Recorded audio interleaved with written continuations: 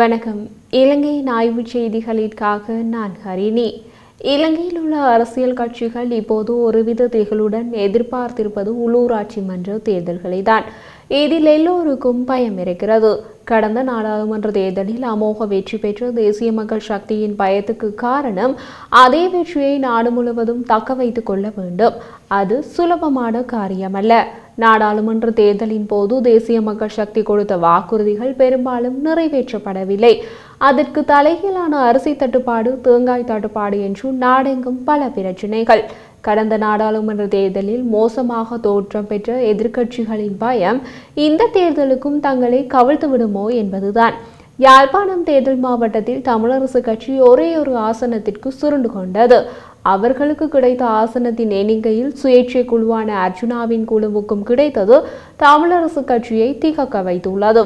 உள்ளூராட்சி மன்ற தேர்தல்களிலும் அப்படியான தோல்வி கிட்டினால் அடுத்து மாகாண சபை தேர்தலில் வெற்றி கனவாக போய்விடும். நாடாளுமன்ற உறுப்பினர் ராமநாதன் அர்ஜுனா தமது குழு உள்ளூராட்சி மன்ற தேர்தல்களிலும் போட்டியிடப் போவதாக அறிவித்துள்ளார்.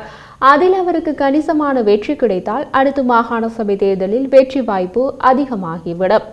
இந்த விஷயமெல்லாம் தமிழ் கட்சிகளுக்கு வயிற்றை கலக்குகிறது. உள்ளூராட்சி மன்ற தேர்தல்கள் எதிர்வரும் ஏப்ரல் மாதத்தில் நடைபெறும் என்று எதிர்பார்க்கப்படுவதாக தேர்தல்கள் ஆணையாளர் நாயகம் சமன் ஸ்ரீ ரத்நாயக்க தெரிவித்துள்ளார். உள்ளூராட்சி மன்ற தேர்தல்கள் தொடர்பான சிறப்பு ஏற்பாடுகள் மசோதா நாடாளுமன்றத்தில் நிறைவேற்றப்பட்ட பின்னரே தேர்தல்கள் தொடர்பான முடிவுகள் சாத்தியமாகும் என்று அவர் குறிப்பிட்டுள்ளார். மாத்தறை பகுதியில் நடைபெற்ற நிகழ்ச்சி ஒன்றில் பங்கேற்ற போது சமன் ஸ்ரீ ரத்நாயக்க இதனை தெரிவித்தார். அதற்கான கால அவகாசம் பெரிதாக இல்லை. தமிழ் கட்சிகளில் பெரிய கட்சிகளான தமிழரசு கட்சியில் தலைமைக்கு போட்டி இழுபறி இன்னமும் முடியவில்லை. தமிழரசு கட்சியின் தலைமைத்துவத்திற்கு உரிய பண்புகளை வளர்த்து கொண்டு சகலரையும் சமமாக மதித்து வழிநடத்தக்கூடிய பக்குவம் சுமந்திரன் அல்லது ஸ்ரீதரனுக்கு காணப்பட்டால் தலைமை தாங்கும் இடத்தை அவர்கள் பெறுவார்கள் என இலங்கை தமிழரசு கட்சியின் மட்டக்களப்பு மாவட்ட நாடாளுமன்ற உறுப்பினர் ஞானமுத்து ஸ்ரீநேசன் தெரிவித்துள்ளார். ஆனால் விவகாரம் இப்போது நீதிமன்றத்தில் உள்ளது. சுமந்திரனுக்கு பரவலாக கெட்ட பெயர் உள்ளது. அதனால் அவர் கடந்த நாடாளுமன்ற தேர்தலில் மோசமாக தோற்று போனார். கடந்த நாடாளுமன்ற தேர்தலில் ஸ்ரீதரன் அதிக வாக்குகளை பெற்று வெற்றி பெற்றார். ஆனால் அவர் மீது பார் லைசன்ஸ் குற்றச்சாட்டு ஒன்று பரவலாக உள்ளது. சம்பந்தனின் மறைவின் பின்னர் தமிழரசு கட்சியின் தலைமைத்துவ விடயத்தில் இழுபறி நிலை தொடங்கியது. தற்போது கட்சியின் பதில் தலைவராக CVK சிவஞானம் தலைமைத்துவத்தை ஏற்று நடத்துகிறார். ஆனால் இது தற்காலிக ஏற்பாடுதான். தமிழரசு கட்சியின் மட்டக்களப்பு மாவட்ட நாடாளுமன்ற உறுப்பினர் ஞானமுத்து ஸ்ரீநேசன் தெரிவித்த போது, இந்த கட்சியை தமிழ் தேசிய சிந்தனை மற்றும் தமிழர்களின் இழப்புகள் பற்றி சிந்தித்து வழிநடத்தக்கூடிய ஒரு மனப்பக்குவம் உள்ளவர்கள் தலைமையேற்கலாம். தமிழ் அரசியல் கட்சிகள் அனைத்தும் ஒற்றுமையாக இணைந்து பயணிக்க வேண்டும் என்பதையே தமிழ் மக்கள் விரும்புகிறார்கள். கடந்த பொது தேர்தலில் வடக்கு கிழக்கில் தமிழ் கட்சிகள் தனித்து செயற்பட்டமையால் மக்கள் தகுந்த பாடம் புகட்டியுள்ளார்கள் என தெரிவித்துள்ளார். அப்படி ஒரு முயற்சி நாடாளுமன்ற உறுப்பினர் கஜேந்திரகுமார் பொன்னம்பலத்தால் செய்யப்படுகிறது. புலிகளால் உருவாக்கப்பட்ட தமிழ் தேசிய கூட்டமைப்பை உடைத்து கொண்டு முதலில் வெளியேறியவரே கஜேந்திரகுமார் பொன்னம்பலம் தான். இப்போது அவரே அனைத்து தமிழ் கட்சிகளையும் ஒன்றிணைக்க முயற்சிக்கிறார். காரணம் உள்ளூராட்சி மன்ற தேர்தல்களில் ஏற்படக்கூடிய தோல்வி பயம்தான். அதனால் இந்த காரணத்தை வெளிப்படையாக சொல்லாமல் புதிய அரசியலமைப்பு கொண்டுவரப்பட உள்ள நிலையில் தமிழ் கட்சிகள் ஒன்றிணைந்து குரல் கொடுக்க இணைப்பு அவசியம் என்கிறார். நாடாளுமன்ற உறுப்பினர் கஜேந்திரகுமார் பொன்னம்பலம் இப்போது புதிய அரசியலமைப்பு மற்றும் பிரச்சினைக்கான தீர்வு விடயத்தில் நாடாளுமன்றில் கூட்டாக செயற்படுவது தொடர்பான கலந்துரையாடலுக்கு இலங்கை தமிழரசு கட்சிக்கும் உத்தியோகபூர்வ அழைப்பு விடுக்கப்பட்டுள்ளது என்று தெரிவித்துள்ளார். அந்த வகையில் எழுத்து மூலமான அழைப்பு கடிதத்தை நாடாளுமன்ற உறுப்பினர் கஜேந்திரகுமார் பொன்னம்பலம் இலங்கை தமிழரசு கட்சியின் பதில் தலைவர் CVK சிவஞானமிடம் இன்றைய தினம் வழங்கியுள்ளார்.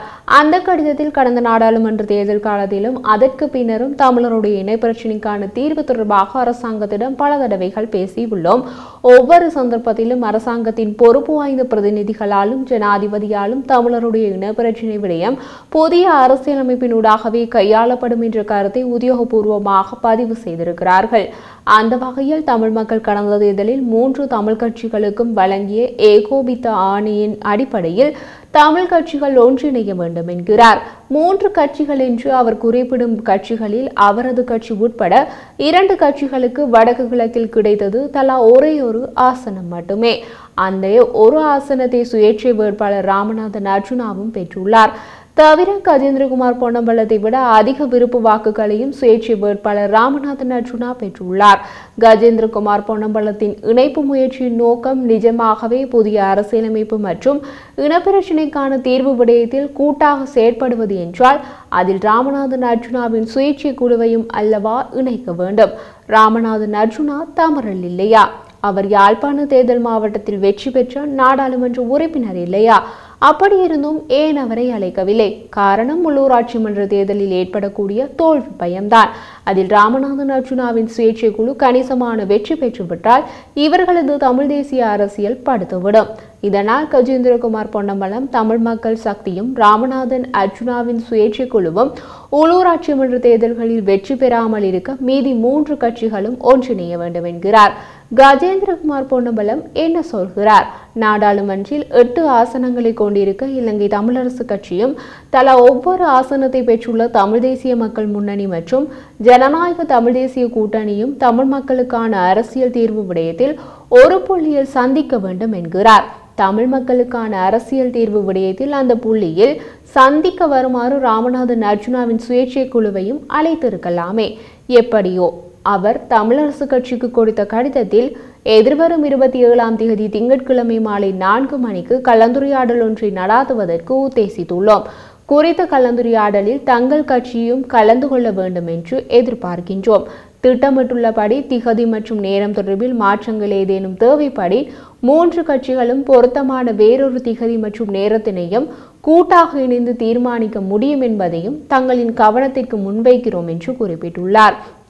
இவர் குறிப்பிடும் 3 கட்சிகளும் தமிழ் தேசிய கூட்டமைப்பில் ஒன்றாக இருந்த கட்சிகள்.